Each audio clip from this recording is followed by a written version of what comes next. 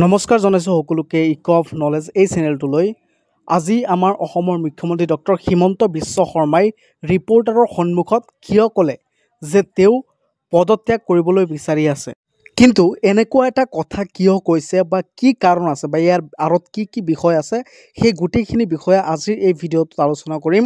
বা এই বিষয়ক লৈ ৰাইজৰ মাজত হাজাৰ হাজাৰ প্ৰশ্নৰ উদ্ধাৱিত হৈছে। কংগ্ৰেছে নিজৰ স্বাৰ্থৰ বাবে ডক্টৰ জুবিন গাৰ্গৰ ন্যায় বিচাৰি আছে নেকি? ডক্টৰ হিমন্ত বিশ্ব শৰ্মাই ইয়াক লৈ বৃহৎ মন্তব্য কৰিছে। ডক্টৰ হিমন্ত বিশ্ব শৰ্মা কৈছে যে মই যদি আজি মোৰ পদটো এৰি, অৰ্থাৎ মই মোৰ মুখ্যমন্ত্ৰী পদটো এৰি গৌৰৱ গগৈক যদি আজি মই মোৰ পদটো দিওঁ, তেনেহ'লে এনেকুৱা নহয়। অৰ্থাৎ গৌৰৱ গগৈয়ে অৰ্থাৎ কংগ্ৰেছ দলে এটা চান্স পাইছে জুবিন গাৰ্গৰ নামত, তেওঁলোকে প্ৰটেষ্ট কৰাৰ এটা চান্স পাইছে যে তেওঁলোকে ইয়াত বোলে ৰাজনীতি সোমাইছে। ইয়াক লৈ কি ক'লে ডক্টৰ হিমন্ত বিশ্ব শৰ্মাই, গোটেইখিনি আপোনালোকৰ সন্মুখত এতিয়া আমি দেখাম। আৰু লগতে গুৱাহাটীৰ দীঘলী পুখুৰীত থকা গছ গছনিসমূহৰ বিষয়েও এটা বিশেষ মন্তব্য আগবঢ়াইছে। তেওঁ গছখিনি কাটিছে নে কি কৰিছে, সেই বিষয়ে এটা বিশেষ মন্তব্য আগবঢ়াইছে ডক্টৰ হিমন্ত বিশ্ব শৰ্মাই। এতিয়া আহক আমি সকলোৱে আগতে ভিডিঅ'টো চাই লওঁ।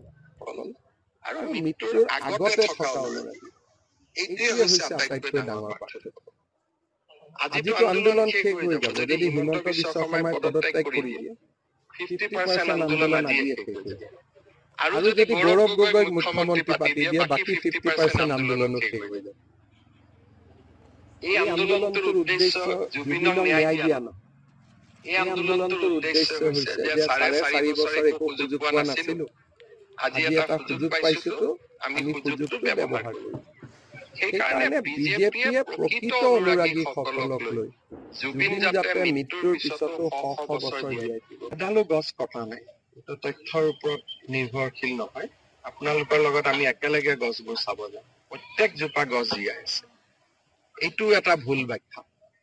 গছবিলাক সুন্দৰভাৱে জীয়াই আছে। আৰু মৃত্যুৰ আগতে জুবিনৰ লগত মই কথাও পাতিছিলো, মোক কৈছে দাদা গছবোৰ জীয়াই থাকিব, মই গেৰেণ্টি দিছো জীয়াই। গতিকে এইবিলাক হৈছে অপপ্ৰচাৰ।